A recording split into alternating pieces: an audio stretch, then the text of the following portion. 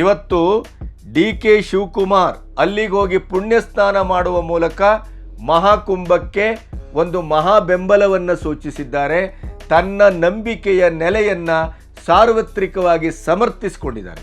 ಈ ಬಿಜೆಪಿಯ ಕೆಲವು ನಾಯಕರು ಇತ್ತೀಚೆಗೆ ವರ್ತಿಸ್ತಾ ಇರುವ ರೀತಿ ಇದೆಯಲ್ಲ, ಅದು ಕೆಲವು ಸರಿ ದೇಶ ವಿರೋಧಿಯಾಗೂ ಕಾಣುತ್ತೆ, ಭಾವನಾತ್ಮಕವಾದ ವಿರೋಧಿಯಾಗೂ ಕಾಣುತ್ತೆ, ಮತ್ತೆ ವಿರೋಧಕ್ಕಾಗಿ ವಿರೋಧ ಅನ್ನುವಂಥ ಟೊಳ್ಳುತನದ ಒಂದು ವ್ಯಕ್ತಿತ್ವವಾಗಿ ವಿಚಾರವಾಗಿಯೂ ಕಾಣುತ್ತೆ ನಮಗೆ. ಪ್ರಾಯಶಃ ವಿಜಯೇಂದ್ರ ಮತ್ತು ಯಡಿಯೂರಪ್ಪನವರನ್ನ ವಿರೋಧಿಸುವಂತ ಗುಂಪಿಗೂ ಕೂಡ ಮುಜುಗರ ಆಗುವಷ್ಟು, ಅಸಹ್ಯ ಅನ್ನಿಸುವಷ್ಟು, ಕೃತಜ್ಞತೆಯ ಪರಮಾವಧಿ ಅನ್ನುವ ರೀತಿಯಲ್ಲಿ ಯತ್ನಾಳ್ ವರ್ತಿಸ್ತಾ ಇದ್ದಾರೆ. ಚುನಾವಣೆ ಸಂದರ್ಭ ಬಂದಾಗ ನಕಲಿ ಗಾಂಧಿಗಳಷ್ಟೇ ಅಲ್ಲ, ಇವರು ನಕಲಿ ಬ್ರಾಹ್ಮಣರು ಆಗ್ತಾರೆ, ನಕಲಿ ಮುಸ್ಲಿಮರು ಆಗ್ತಾರೆ, ನಕಲಿ ಕ್ರಿಶ್ಚಿಯನ್ರು ಆಗ್ತಾರೆ. ಕುಂಭಮೇಳಕ್ಕೆ ಸಾಕ್ಷಿ ಪ್ರಜ್ಞೆ ಯಾರು ಇವತ್ತು ಅಂತಂದ್ರೆ ಅದು ಡಿ ಕೆ ಶಿವಕುಮಾರ್.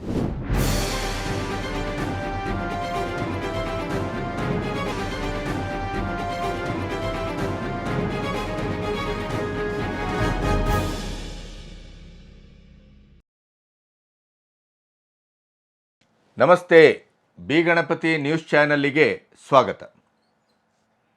ಕರ್ನಾಟಕದಲ್ಲಿ ಇನ್ನೂ ಕಾಂಗ್ರೆಸ್ಸಿನಲ್ಲೂ ಬಿ ಜೆ ಪಿಯಲ್ಲೂ ಒಳದಂಗಲ್ಲು, ಗುಂಪು ರಾಜಕೀಯ, ಅಧಿಕಾರಕ್ಕಾಗಿ ತಾಮುಂದು ಅನ್ನುವಂಥ ಹೋರಾಟ ಒಂದು ರೀತಿಯ ಅಸಹ್ಯದ ಮಿತಿಯನ್ನು ಮೀರಿ ಮುಂದುವರಿತಾ ಇದೆ.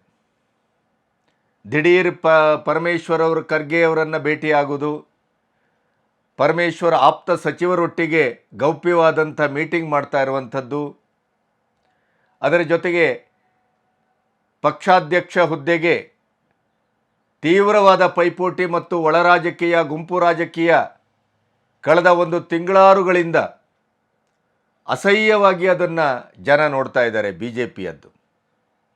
ಯತ್ನಾಳಂತೂ ಈ ಕೊಬ್ಬಿದ ಗೂಳಿಯ ಥರ ಮಾತಾಡ್ತಾರೆ, ವರ್ತಿಸ್ತಾರೆ.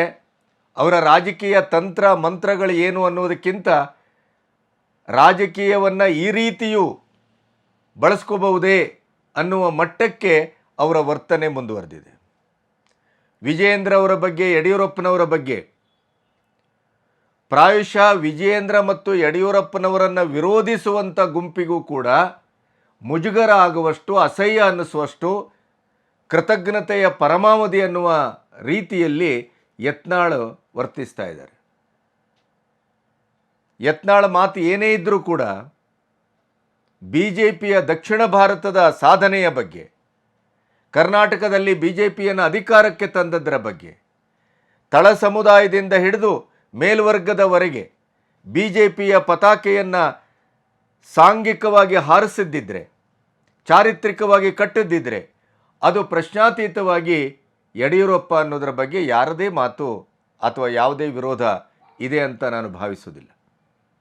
ಯಡಿಯೂರಪ್ಪನವರಿಂದ ತಪ್ಪಾಗಿದೆ, ಯಡಿಯೂರಪ್ಪನವರಿಂದ ಪಕ್ಷದ ಒಳಗಡೆನೆ ನಿಷ್ಠಾವಂತ ಕಾರ್ಯಕರ್ತರಿಂದ ಹಿಡಿದು ನಾಯಕರವರೆಗೂ ಅವರಿಂದ ಆದ ಅನ್ಯಾಯ, ಅದರ ಮೌಲ್ಯಮಾಪನ ಇತ್ಯಾದಿಗಳು ಕಾಲ ಯಾವತ್ತೂ ಮಾಡಿದೆ. ಇನ್ನು ವಿಜಯೇಂದ್ರನ ವಿಷಯದಲ್ಲಿ ಬಚ್ಚ ಅನ್ನುವಂಥ ಶಬ್ದವನ್ನು ಯತ್ನಾಳ್ ಬಳಸ್ತಾರೆ. ಆದರೆ ವಿಜಯೇಂದ್ರ ಅವರು ಅಧ್ಯಕ್ಷಗಿರಿಯ ಪೂರ್ವದಲ್ಲಿ ಎಷ್ಟು ಚುನಾವಣೆಯಲ್ಲಿ ತನ್ನ ಸಾಂಘಿಕ ಸಂಘಟಿತ ಒಂದು ಆ ಕೃತಶಕ್ತಿಯನ್ನು ಪ್ರದರ್ಶನ ಮಾಡಿದರು ಅನ್ನೋದು ಜನಕ್ಕೆ ಗೊತ್ತಿದೆ. ಯತ್ನಾಳ್ ಅವರ ವರ್ತನೆ ಮಿತಿ ಮೀರ್ತಾ ಇದೆ. ಯತ್ನಾಳ್ ಅವರನ್ನು ಈ ರೀತಿ ಗೂಳಿಯ ಹಾಗೆ ವರ್ತಿಸಲಿಕ್ಕೆ ಯಾಕೆ ಹೈಕಮಾಂಡ್ ಬಿಟ್ಟಿದೆ ಅನ್ನೋದು ಕೂಡ ಸ್ವತಃ ಅವರ ಪಕ್ಷದ ಮುಖಂಡರಿಗೆ ಅದು ಅರ್ಥ ಆಗದೇ ಇದ್ದ ಸಮಸ್ಯೆ. ಇತ್ತೀಚಿನ ದಿನಗಳಲ್ಲಿ ಕೆಲವರನ್ನೆಲ್ಲ ಸಂದರ್ಶನ ಮಾಡ್ತಾ ಇದ್ದೇನೆ, ಎಲ್ಲರಿಗೂ ಇದೇ ಸಮಸ್ಯೆ. ಅಂಥ ಅಸಹ್ಯಕರವಾದಂಥ ವಾತಾವರಣ ಕಾಂಗ್ರೆಸ್ಸಿಗೇನು ಭಿನ್ನವಾಗಿಲ್ಲ. ಸಿ ಬಿ ಐ ಕೇಸಿನ ಕುಣಿಕೆಯಿಂದ ತಪ್ಪಿಸಿಕೊಂಡಂಥ ಸಿದ್ದರಾಮಯ್ಯನವರು ಕುರ್ಚಿಗೆ ಮತ್ತಷ್ಟು ಗಟ್ಟಿಯಾಗಿ ಅಂಟಿಕೊಂಡದ್ದು, ಡಿ ಕೆ ಶಿ ಅವರ ಮುಖ್ಯಮಂತ್ರಿ ಪದವಿಯ ಕನಸು ಇನ್ನಿಷ್ಟು ಮುಂದೂಡಲ್ಪಟ್ಟದ್ದು, ಇವೆಲ್ಲ ಬೆಳವಣಿಗೆಗಳ ಮಧ್ಯೆ ಒಂದು ಅಪರೂಪದ ಘಟನೆಯನ್ನು ಇಟ್ಟುಕೊಂಡು ಒಂದು ನಂಬಿಕೆಯ ವಿರುದ್ಧ ನೀವು ನಿರಂತರವಾಗಿ ವರ್ತಿಸಿದರೆ ಈ ದೇಶದಲ್ಲಿ ನಿಮಗೆ ಕೊನೆಗೂ ಸಿಗುವ ಪ್ರತಿಫಲ ಮತ್ತು ಜನ ಕೊಡುವಂಥ ಕಾಣಿಕೆ ಏನು ಅಂತಂದರೆ ಅದು ಚೊಂಬು. ದೆಹಲಿಯಲ್ಲಿ ಅದು ಕಾಂಗ್ರೆಸ್ಸು ಅತ್ಯಂತ ಪ್ರೀತಿಯಿಂದ ಸ್ವೀಕರಿಸಿದೆ, ಶೂನ್ಯ ಸಂಪಾದನೆ. ಕಾರಣ ಏನು? ಭಾರತವನ್ನು ಕೃಷಿ ಪ್ರಧಾನ ದೇಶ ಅಂತ ಕರಿತೇವೆ, ಅದರ ಜೊತೆಗೆ ಭಾರತ ಒಂದು ನಂಬಿಕೆಯ ಪ್ರಧಾನ ದೇಶವೂ ಹೌದು. ಇದನ್ನೇ ನೆನಪಿಡಬೇಕು. ಭಾರತದಲ್ಲಿ ಪ್ರತಿಯೊಬ್ಬ ನಾಗರಿಕನಿಗೂ ತನ್ನದೇ ಆದಂಥ ಒಂದು ನಂಬಿಕೆಯ ನೆಲೆ ಇದೆ, ಆರಾಧ್ಯ ಭಾವ ಇದೆ, ಸನಾತನ ಪ್ರಜ್ಞೆ ಇದೆ, ಹಿಂದುತ್ವದ ಒಂದು ಆವರಣ ಇದೆ, ಹಿಂದುತ್ವದ ಒಂದು ನೆಲೆ ಇದೆ. ಕಲ್ಲು ಪೂಜಿಸುವವರು ಅಂತ ನಮ್ಮನ್ನು ಕರೆದರೂ ಕೂಡ ನಾವು ಇವತ್ತಿಗೂ ಕಲ್ಲನ್ನು ಜೀವಂತವಾಗಿಸುವ, ಕಲ್ಲನ್ನು ಪೂಜಿಸುವ ಮೂಲಕ ಕಲ್ಲಿನ ಆಚೆಯ ಕಲ್ಲು ಮನಸ್ಸನ್ನು ಕರಗಿಸುವ ಮತ್ತು ಆ ಮೂಲಕ ನಮ್ಮ ಅಭಿಷ್ಟವನ್ನು ಈಡೇರಿಸಿಕೊಳ್ಳುವ, ಬದುಕುವ, ಸಾಧಿಸುವ ಎಲ್ಲ ಸಾಧ್ಯತೆಗಳನ್ನು ಸಾವಿರಾರು ವರ್ಷಗಳಿಂದ ಹಿಂದೂ ನೆಲೆ, ಸನಾತನ ಧರ್ಮದ ನೆಲೆ ಅದನ್ನು ಆರಾಧಿಸ್ಕೊಂಡು ಬಂದಿದೆ, ನಂಬಿಕೊಂಡು ಬಂದಿದೆ, ದಕ್ಕಿಸ್ಕೊಂಡು ಬಂದಿದೆ. ಈ ನಂಬಿಕೆಯ ನೆಲೆಯನ್ನು ಯಾರೆಲ್ಲ ಛಿದ್ರಗೊಳಿಸುವ ಪ್ರಯತ್ನ ಮಾಡಿದಾರೋ, ಅದನ್ನು ಹೀಗಳೆಯುವ ಪ್ರಯತ್ನ ಮಾಡಿದಾರೋ, ಅದನ್ನು ಲೇವಡಿ ಮಾಡುವ ಪ್ರಯತ್ನ ಮಾಡಿದಾರೋ, ಅವರು ಕಾಲಕ್ರಮೇಣ ನಶಿಸಿ ಹೋಗ್ತಾ ಇದ್ದಾರೆ, ಕೃಶಗೊಳ್ತಾ ಇದ್ದಾರೆ, ಕೊನೆಗೂ ಅವರು ನಾಮಾವಶೇಷಗೊಂಡಿದ್ದಾರೆ ಈ ದೇಶದಲ್ಲಿ. ಅದಕ್ಕೆ ಸಾವಿರ ಉದಾಹರಣೆಗಳನ್ನು ಕೊಡ್ಬೋದು. ಕೋವಿಡ್ನಂಥ ಮಹಾಮಾರಿಯಲ್ಲೂ ಇಡೀ ಪ್ರಪಂಚದಲ್ಲಿ ಅತ್ಯಂತ ಕಡಿಮೆ ಸಾವು ನೋವು ಮತ್ತು ಆಘಾತಗಳು ಭಾರತದಲ್ಲಿ ನಡೆದಿದೆ ಅಂತಾದರೆ, ಭಾರತದಲ್ಲಿ ಅದಕ್ಕೆ ಕೋವಿಡ್ ವ್ಯಾಕ್ಸಿನ್ನು ಇತ್ಯಾದಿ ಅನ್ನೋದಕ್ಕಿಂತ ನಾನು ನಂಬಿದ ದೇವರು ನನ್ನನ್ನು ಕೈ ಬಿಡುವುದಿಲ್ಲ, ನಾನು ಮಾಡಿದ ಒಳ್ಳೆ ಕೆಲಸಗಳು ನನ್ನನ್ನು ಬದುಕಿಸ್ತವೆ, ನಾನು ಈ ಮಹಾಮಾರಿಯನ್ನು ಮೀರಿಯೂ ಬದುಕಬಲ್ಲೆ ಅನ್ನುವ ಆತ್ಮನಂಬಿಕೆಯೇ ನಮ್ಮನ್ನು ಉಳಿಸಿದ್ದು. ನಮ್ಮ ದೇಶದ ಈ ಆತ್ಮನಂಬಿಕೆ ಇದೆಯಲ್ಲ, ಅದು ಮೂಢನಂಬಿಕೆ ಅನ್ನುವಂಥ ಒಂದು ಬುದ್ಧಿಜೀವಿಗಳ ಎಡಚರ, ಕಾಂಗ್ರೆಸ್ಸಿಗರ ಮೂದಲಿಕೆ ಇದ್ದೇ ಇದೆ. ಯಾವತ್ತೂ ಅತಿಯಾದರೆ ಅಮೃತವೂ ವಿಷ. ಹಾಗಾಗಿ ಆ ನಂಬಿಕೆ ಕೂಡ ಅತಿಯಾದ ಮಟ್ಟಕ್ಕೆ ಹೋದಾಗ ಅದು ಮೂಢನಂಬಿಕೆ ಅಂತ ಆಗ್ತದೆ. ಮೂಢನಂಬಿಕೆಯನ್ನು ನಾವು ನಂಬಿಕೆ ಅಂತ ಕರೀತಾ ಇಲ್ಲ. ಆದರೆ ಒಂದು ಶ್ರದ್ಧೆ, ಭಕ್ತಿ, ಆಚರಣೆಯಿಂದ ಮಾಡುವಂಥ ಆತ್ಮಪೂರ್ವಕವಾದಂಥ ಒಂದು ಭಕ್ತಿಯ ನೆಲೆ ಇದೆಯಲ್ಲ, ಅದು ಈ ದೇಶದ ಜೀವನದ ಮೂಲ ತಳಪಾಯ. ಅದನ್ನು ಡಿಸ್ಟರ್ಬ್ ಮಾಡ್ತಾ ಬಂದಂಥ ಈ 75 ವರ್ಷದಲ್ಲಿ ಕಾಂಗ್ರೆಸ್ಸು ಕೊನೆಗೂ ದೇಶದಿಂದ ಕಾಂಗ್ರೆಸ್ ಮುಕ್ತ ಭಾರತಕ್ಕೆ ಎಡೆ ಮಾಡಿಕೊಡುವಂಥ ಕೆಲಸವನ್ನು ಕಾಂಗ್ರೆಸ್ಸು ಸ್ವತಃ ಮಾಡ್ಕೊಳ್ತಾ ಇದೆ ಅನ್ನೋದಕ್ಕೆ ನಿಮಗೆ 2 ಉದಾಹರಣೆಗಳ ಕಣ್ಣೆದುರಿದೆ ವರ್ತಮಾನದಲ್ಲಿ. ಒಂದು ದೆಹಲಿಯ ಚುನಾವಣೆಯ ಫಲಿತಾಂಶ, ಇನ್ನೊಂದು ಅಯೋಧ್ಯೆಯಲ್ಲಿ ನಡೆದಂಥ ವಿಧಾನಸಭೆಯ ಉಪಚುನಾವಣೆಯಲ್ಲಿ ಯೋಗಿ ಆದಿತ್ಯನಾಥ್ ಅವರ ಕ್ಯಾಂಡಿಡೇಟು ಭರ್ಜರಿ ಜಯಗಳಿಸಿದ್ದು. ಇನ್ನೊಂದು ಖರ್ಗೆ ಅವರು ಹೇಳಿದರು, ಗಂಗೆಯಲ್ಲಿ ಮುಳುಗಿದ ಕ್ಷಣಕ್ಕೆ ಬಡತನ ನಿವಾರಣೆ ಆಗತ್ತೆಯೇ, ಕುಂಭಮೇಳದಲ್ಲಿ ಸರಿಯಾದ ವ್ಯವಸ್ಥೆಯನ್ನು ಮಾಡಿಲ್ಲ ಯೋಗಿ ಆದಿತ್ಯನಾಥ್, ಕಾಲ್ ತುಳಿತಕ್ಕೆ ಸಾವಿರ ಜನ ಅಲ್ಲಿ ಅಸುನೀಗಿದ್ರು ಅಂತ ಶ್ರದ್ಧಾಂಜಲಿ ಮಾಡಲಿಕ್ಕೆ ಹೊರಟರು. ಎಲ್ಲಿ? ಸಂಸತ್ತಿನಲ್ಲಿ ನಗೆಪಿಯ ಪಾಟಲ್ಗೀಡಾದರು, ಕ್ಯಾಕರಿಸಿ ಉಗಿಸ್ಕೊಂಡ್ರು ಈ ದೇಶಿಕರಿಂದ. ಸ್ವತಃ ಅವರ ಪಕ್ಷದ ಒಳಗಡೆನೆ ಅದಕ್ಕೆ ವಿರೋಧ ಇದೆ, ತಾತ್ವಿಕವಾದಂಥದ್ದು ಅನ್ನೋದಕ್ಕೆ ನಿನ್ನೆ ಸಾಕ್ಷಿ ಸಿಕ್ಕಿದೆ. ಕರ್ನಾಟಕದ ಉಪಮುಖ್ಯಮಂತ್ರಿ DK ಶಿವಕುಮಾರ್ ಅವರು ಸಪತ್ನಿಕರಾಗಿ ಸಕುಟುಂಬ ಸಮೇತ ನಿನ್ನೆ ನೊಣವಿನಕೆರೆ ಶ್ರೀಗಳ ನೇತೃತ್ವದಲ್ಲಿ ಪುಣ್ಯ ಸ್ನಾನವನ್ನು ಮಾಡಿದರು, ಆರತಿಯನ್ನು ಬೆಳಗಿದರು. ಅದರ ಜೊತೆ 144 ವರ್ಷಗಳಿಗೊಮ್ಮೆ ಬರುವಂಥ ಈ ಮಹಾಕುಂಭ ಮೇಳದಲ್ಲಿ ಪುಣ್ಯಸ್ನಾನ ಮಾಡಿದ್ದದ್ದು ನನ್ನ ಸೌಭಾಗ್ಯ. ಇದು ಈ ದೇಶದ ಪ್ರತಿಯೊಬ್ಬರ ಜೀವನದ ಒಂದು ಮಹಾ ಸಂಭ್ರಮದ ಪುಣ್ಯದ ಕ್ಷಣ. ಈ ಮಹಾಕುಂಭವನ್ನು ಇಷ್ಟು ವ್ಯವಸ್ಥಿತವಾಗಿ, ಇಷ್ಟು ಅದ್ಭುತವಾಗಿ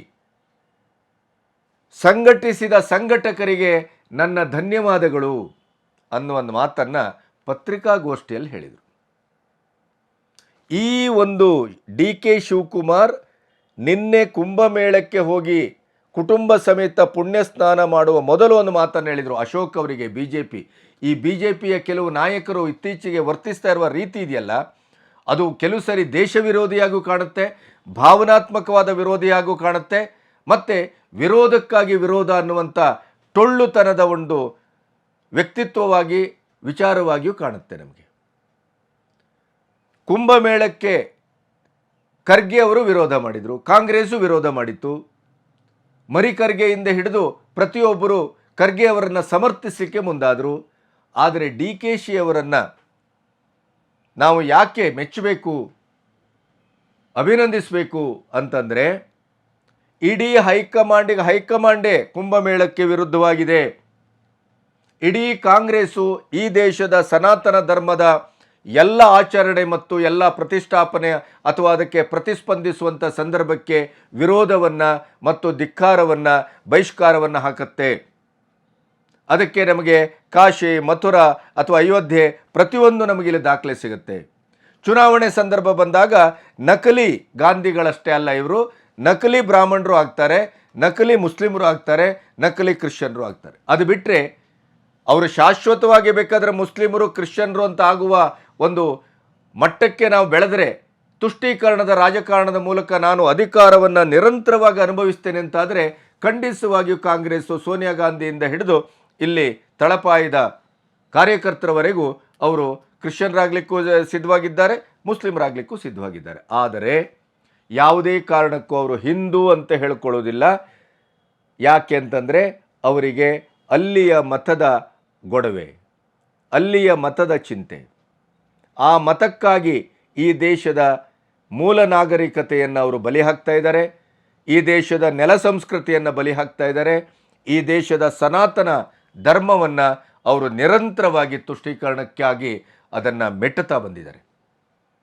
ಆದರೆ ಒಂದು ಮುಂದಿನ CM ಆಗುವಂಥ ಕ್ಯಾಂಡಿಡೇಟು ಹಲವು ಅಡೆತಡೆಗಳ ಮಧ್ಯೆಯೇ ತನಗೆ ದಕ್ಕಬೇಕಾದಂಥ ಪೀಠಕ್ಕಾಗಿ, ಅವಕಾಶಕ್ಕಾಗಿ ನಿರಂತರವಾಗಿ ಹೋರಾಡ್ತಾ ಬಂದಿದ್ದಾರೆ D K Shivakumar. D K Shivakumar ಕರ್ನಾಟಕದ ಮುಖ್ಯಮಂತ್ರಿ ಆಗಲಿಕ್ಕೆ ಅವರಿಗೆ ಅರ್ಹತೆಯೂ ಇದೆ ಮತ್ತು ಸಾಧ್ಯತೆಯೂ ಇದೆ. ಅದರ ಜೊತೆಗೆ 136 ಸೀಟನ್ನು ಗೆಲ್ಲಿಸಿಕೊಂಡು ಬಂದಂಥ ಅಭೂತಪೂರ್ವವಾದಂಥ ಶ್ರಮ ಸಂಸ್ಕೃತಿ ಇದೆ.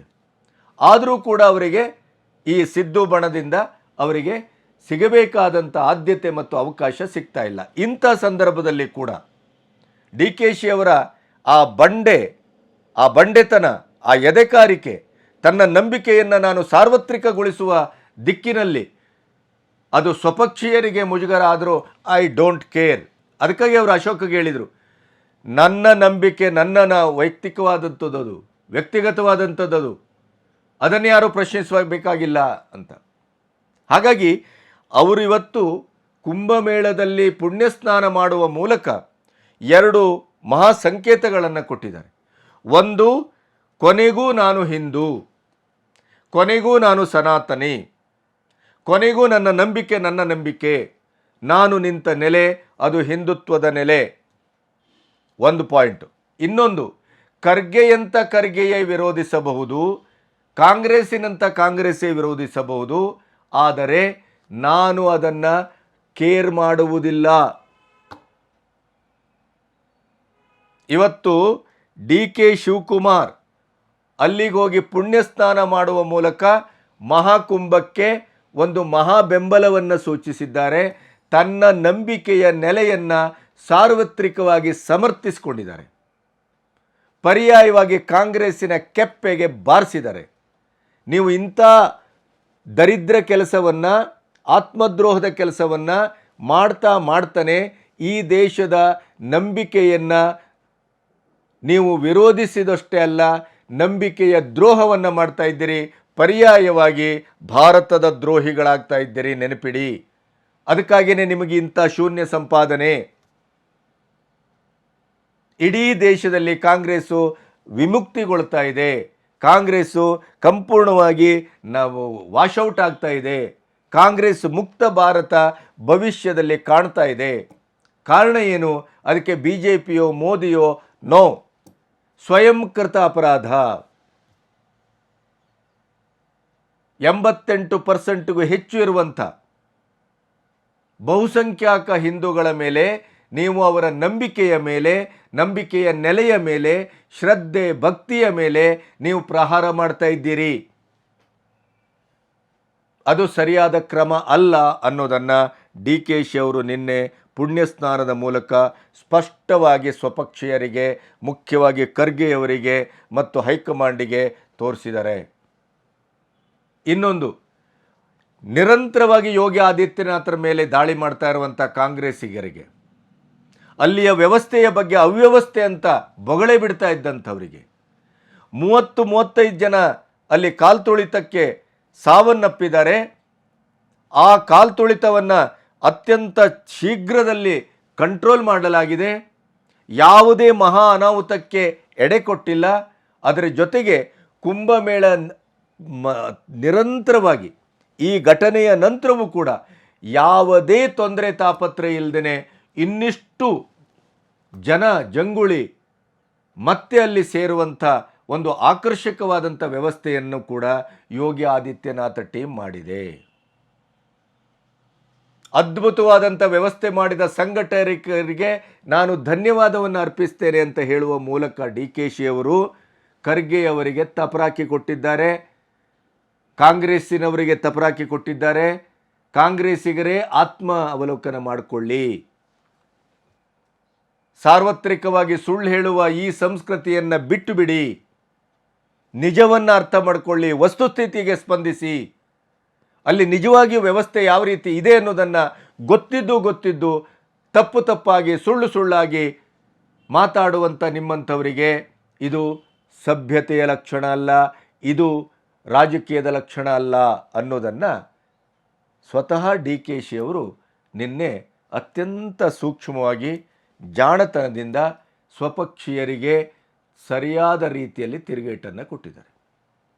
ಕುಂಭಮೇಳದ ಮಹಾಸ್ನಾನ, ಪುಣ್ಯಸ್ನಾನ, ಆರತಿ DKಶಿ ಅವರು ಕೇವಲ ವೈಯಕ್ತಿಕವಾದ ನಂಬಿಕೆ ಅನ್ನುವ ಕಾರಣಕ್ಕಾಗಷ್ಟೇ ಅದನ್ನು ಸೀಮಿತಗೊಳಿಸಿಲ್ಲ. ದೇಶದ ಒಟ್ಟು ಪ್ರತಿಪಕ್ಷದ ರಾಜಕೀಯದ ವಿರೋಧಕ್ಕಾಗಿ ವಿರೋಧ, ನಂಬಿಕೆಯ ವಿರೋಧ, ಕುಂಭದ ವಿರೋಧ, ಅದನ್ನು ಅಣಕ ಮಾಡುವಂಥದ್ದು. ಈ ಎಲ್ಲದರ ಮೂಲಕ ನಾವು ಮುಸ್ಲಿಮರ, ಕ್ರಿಶ್ಚಿಯನ್ನರ ಈ ಮತವನ್ನು ಪಡ್ಕೊಂಡ್ಬಿಡ್ತೇವೆ, ಅಧಿಕಾರಕ್ಕೆ ಬಂದುಬಿಡ್ತೇವೆ ಅನ್ನುವಂಥ ಭ್ರಮೆಯಲ್ಲಿದ್ರಲ್ಲ, ಅದು ಸುಳ್ಳು, ತಪ್ಪು. ಅದೇ ನಮ್ಮನ್ನು ಮುಗಿಸ್ತಾ ಇದೆ, ನೆನಪಿಡಿ ಅನ್ನೋದನ್ನು ಕುಂಭಮೇಳದ ಮಹಾಸ್ನಾನ ಮತ್ತು ಅಲ್ಲೇ ನಿಂತು ಪತ್ರಿಕಾಗೋಷ್ಠಿಯಲ್ಲಿ ಮಾತಾಡಿದಂಥ DK ಶಿವಕುಮಾರ್ ಅವರು ಸ್ವಪಕ್ಷೀಯರಿಗೆ ಸರಿಯಾದಂಥ ರೀತಿಯ ಚಾಟಿಯನ್ನು ಬೀಸಿದ್ದಾರೆ. ಅವರ ತಪ್ಪನ್ನು ಸರಿಯಾದ ರೀತಿಯಲ್ಲಿ ತೋರಿಸ್ಕೊಟ್ಟಿದ್ದಾರೆ. ಮತ್ತು ನೀವು ಇದೇ ರೀತಿ ತಪ್ಪು ದಾರಿಯಲ್ಲಿ ಹೋದರೆ ಇವತ್ತು ದೆಹಲಿ, ನಾಳೆ ಇಡೀ ದೇಶ ಅನ್ನೋದನ್ನು ಮರೆಬೇಡಿ ಅನ್ನುವಂಥ ಮಾತನ್ನು ಅವರು ಸೂಕ್ಷ್ಮವಾಗಿ ಹೇಳಿದ್ದಾರೆ. ಇದಕ್ಕಿಂತ ಒಂದು ಪ್ರತಿಕ್ರಿಯೆ ಬೇಕಾಗಿಲ್ಲ. ಇದಕ್ಕೆ ಮೋದಿಯವರು ಮಾತಾಡಬೇಕಾಗಿಲ್ಲ, ಅಮಿತ್ ಶಾ ಮಾತಾಡಬೇಕಾಗಿಲ್ಲ, ಸ್ಥಳೀಯ BJPಗರು ಮಾತಾಡಬೇಕಾಗಿಲ್ಲ, ನಮ್ಮಂಥವ್ರು ಮಾತಾಡಬೇಕಾಗಿಲ್ಲ, ಏನೂ ಮಾಡಬೇಕಾಗಿಲ್ಲ ಅಂತ. ಈ ದೇಶದ ನೆಲ ಸಂಸ್ಕೃತಿಯ ಪ್ರಭಾವ ಯಾವ ಮಟ್ಟಿಗಿದೆ ಅಂತಂದರೆ ಅದು ಒಳಹೊಕ್ಕಿ ಹೊಡೆತದೆ. ಹಿರಣ್ಯಕಶಿಪು ಮತ್ತು ಪ್ರಹ್ಲಾದನ ಕಥೆ ಇದು. ಒಳಹೊಕ್ಕಿ ಹೊಡೆಯುವುದು ಅಂದರೆ ಇದು ನಮ್ಮ ಸಂಸ್ಕೃತಿಯ ಪ್ರಭಾವ. ಇದು ನಂಬಿಕೆಯ ಒಂದು ಪ್ರತ್ಯಕ್ಷದರ್ಶಿ ಪ್ರಕರಣ. ಇದು ಸನಾತನ ಸಂಸ್ಕೃತಿಯ ಒಟ್ಟು ಜೀವ, ಭಾವ, ಸಾಮರ್ಥ್ಯ, ಅದನ್ನು ತನ್ನನ್ನು ತಾನು ಕಾಪಾಡಿಕೊಳ್ಳುವಂಥ ಒಂದು ದಿವ್ಯ ಶಕ್ತಿ ಏನಪ್ಪ ಅಂತಂದರೆ ಅದು ಮೊಘಲರ ದಾಳಿಯಿಂದ, ಮುಸ್ಲಿಮರ ದಾಳಿಯಿಂದ, ಬ್ರಿಟಿಷರ ದಾಳಿಯಿಂದ, ಡಚ್ಚರು, ಅವರು ಇವರು ಸಾವಿರಾರು ವರ್ಷಗಳ ದಾಳಿಯನ್ನು ದಕ್ಕಿಸಿಕೊಂಡು ತನ್ನನ್ನು ಪ್ರತ್ಯಕ್ಷ, ಅಪ್ರತ್ಯಕ್ಷ, ಮೌಖಿಕವಾಗಿ ತನ್ನನ್ನು, ತನ್ನ ಪರಂಪರೆಯನ್ನು, ನಂಬಿಕೆಯನ್ನು, ಶ್ರದ್ಧಾ ಭಕ್ತಿಯ ಒಂದು ಇತಿಹಾಸವನ್ನು ಉಳಿಸ್ಕೊಂಡಿದೆ ಈ ನೆಲ ಸಂಸ್ಕೃತಿ ಅಂತ. ಆದರೆ ಅದು ಅದನ್ನು ತಾನಾಗಿ ಉಳಿಸಿಕೊಳ್ಳುವ ದಾರಿಯನ್ನು ತಾನೇ ಹುಡುಕಿಕೊಳ್ಳುವಂಥ ಒಂದು ಶಕ್ತಿ ಸಾಮರ್ಥ್ಯ ಈ ಧರ್ಮಕ್ಕಿದೆ, ಈ ಹಿಂದುತ್ವಕ್ಕಿದೆ, ಈ ಸನಾತನದ ನೆಲೆಗಿದೆ.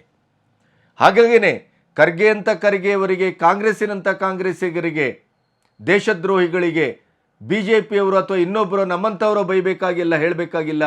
ಸ್ವತಃ ಅವರ ಒಳಗಡೆ ಇದ್ದಂಥ ಪ್ರಭಾವಿ ನಾಯಕ DK ಶಿವಕುಮಾರ್ ಅವರೇ ಇವತ್ತು ಸರಿಯಾದ ರೀತಿಯಲ್ಲಿ ಪ್ರತಿಕ್ರಿಯಿಸಿದ್ದಾರೆ, ತಪರಾಕಿ ಕೊಟ್ಟಿದ್ದಾರೆ ಮತ್ತು ಬೂಮ್ರಾಂಗ್ ಆಗಿದೆ. ಇದಕ್ಕಿಂತ ಇನ್ನೊಂದು ಪ್ರತಿಭಟನೆ ಬೇಕಾಗಿಲ್ಲ ಅಂತ ಹೇಳೋದು ನಾನು. ಕುಂಭಮೇಳಕ್ಕೆ ಸಾಕ್ಷಿ ಪ್ರಜ್ಞೆ ಯಾರು ಇವತ್ತು ಅಂತಂದರೆ ಅದು DK ಶಿವಕುಮಾರ್. ಒಂದು ಆ ಐತಿಹಾಸಿಕ ಪುಣ್ಯದ ಒಂದು ಸಂದರ್ಭವನ್ನು, ಸ್ನಾನವನ್ನು, ಆ ಪಾವಿತ್ರ್ಯತೆಯ ಒಂದು ನೆಲೆಯನ್ನು ಸಮರ್ಥಿಸಿದ್ದು ಅವರು ದಂಪತಿ ಸಮೇತರಾಗಿ ಪ್ರಯಾಗರಾಜನಲ್ಲಿ ತ್ರಿವೇಣಿ ಸಂಗಮದಲ್ಲಿ ಅಲ್ಲಿ ಸ್ನಾನವನ್ನು ಮಾಡಿದ್ದು, ಆರತಿ ಬೆಳಗಿದ್ದು. ಅದರ ನಂತರ ಬಂದು ಪತ್ರಿಕಾಗೋಷ್ಠಿ ಮಾಡಿ ಅವರು ಆಡಿದ ಮಾತುಗಳು, ಅಲ್ಲಿಯ ವ್ಯವಸ್ಥೆ ಸುಭಗವಾಗಿದೆ, ಸುವ್ಯವಸ್ಥಿತವಾಗಿದೆ, ಅದ್ಭುತವಾಗಿದೆ, ಸಂಘಟಕರಿಗೆ ಅಭಿನಂದನೆ ಅಂತ ಹೇಳಿದ್ದು ಅವರು ಇಡೀ ಕುಂಭಮೇಳದ ಯೋಗಿ ಆದಿತ್ಯನಾಥರ ಸಂಘಟಿತ ಶಕ್ತಿಯ ಬಗ್ಗೆನೇ ಕಾಂಗ್ರೆಸ್ಸಿಗರು ಮಾತಾಡಿದ ಮಾತಿಗೆ ಅದ್ಭುತವಾದಂಥ ಪ್ರತಿಕ್ರಿಯೆಯನ್ನು ಸ್ವತಃ ಕಾಂಗ್ರೆಸ್ಸಿನ ಬಹಳ ದೊಡ್ಡ ಮಹಾನಾಯಕ ಡಿ ಕೆ ಶಿವಕುಮಾರ್ ಅವರು ನೀಡಿದ್ದು ಅದು ಯಾವತ್ತೂ ನೆನಪಿಡುವಂಥದ್ದು ಮತ್ತು ಕುಂಭಮೇಳಕ್ಕೆ ಸಿಕ್ಕಿದ ಒಂದು ಸಾಕ್ಷಿ ಪ್ರಜ್ಞೆಯ ಉತ್ತರ ಅಂತ ನಾನು ಭಾವಿಸ್ತೇನೆ.